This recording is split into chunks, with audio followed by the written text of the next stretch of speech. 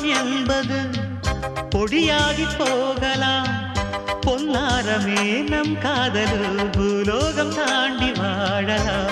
ஆகாயம் என்பது இல்லாமல் போகலாம்.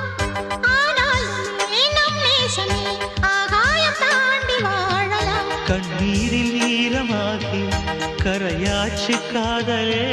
கரை மாற்றி நாமும் இல்லை கரையேற வேண்டுமே. நாளை வரும் காலம் நம்மை கொண்டாடுமே.